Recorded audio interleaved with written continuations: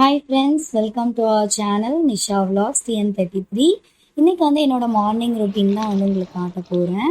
First morning எழுந்திரிச்சோடனே பார்த்தீங்கன்னா நான் போய் செடிக்கு வந்து தண்ணி ஊற்றிடுவேன்.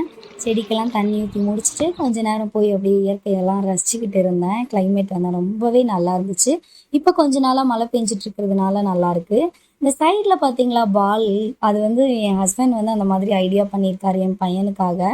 அவன் வந்து ஈஸியாக விளாடணும் அப்படின்றதுனால. இப்போ பேட் வச்சு அடித்தான் அப்படின்னா ரிட்டன் வந்துட்டு அது திரும்ப வந்துடும்ல, அது அவனுக்கு கொஞ்சம் ஈஸியாக இருக்கும் அப்படின்றதுனால இந்த ஐடியா பண்ணியிருக்காரு.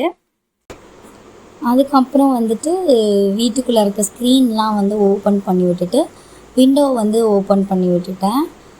அதுக்கப்புறம் திரும்ப பெட்ரூமில் வந்துட்டு 2 விண்டோ இருக்கும், அதுவும் வந்து ஸ்க்ரீன்லாம் ஓப்பன் பண்ணி விண்டோ ஓப்பன் பண்ணி விட்டுட்டேன்.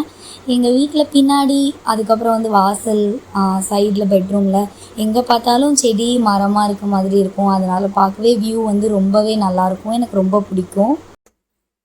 இது வந்து பார்த்திங்கன்னா மாட்டுப்பால், எப்போவுமே ஒரு 1/2 லிட்டர் வந்து மாட்டுப்பால் வந்து வாங்கிக்குவேன். நைட்டே வந்து கொடுத்துட்டு போயிடுவாங்க. அதை காய்ச்சி ஃப்ரிட்ஜில் எடுத்து வச்சுடுவேன். மார்னிங் வந்து பாக்கெட் பால் ஒரு 1/4 லிட்டர் மட்டும் வாங்கி டீ வச்சு குடிச்சுக்குவோம். என் பையனுக்கும் வந்து அதில் தான் பூஸ்ட் போட்டு கொடுத்துருவோம்.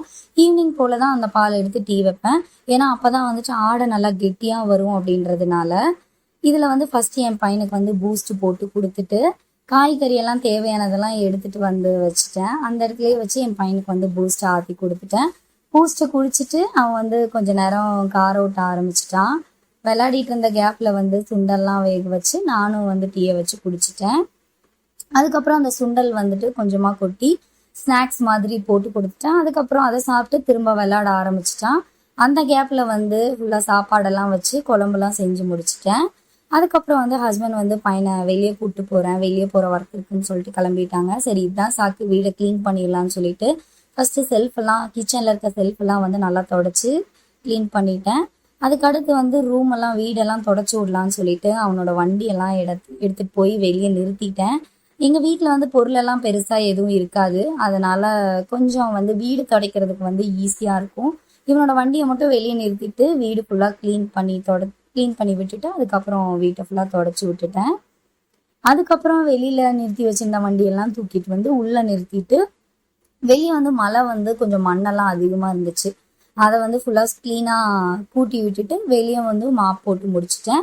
வெளியே மாப் போட்டு முடிச்சுட்டு குளிச்சுட்டு வந்துட்டு அடுத்து பாத்திரம்லாம் கொஞ்சம் இருந்துச்சு, பாத்திரத்தெல்லாம் கழுவி வச்சுட்டேன். இந்த பாத்திரம் கழுவுறதுலேயே ரொம்ப கஷ்டமான வேலை எது தெரியுமா? பால் குண்டா கழுவுறது தான்.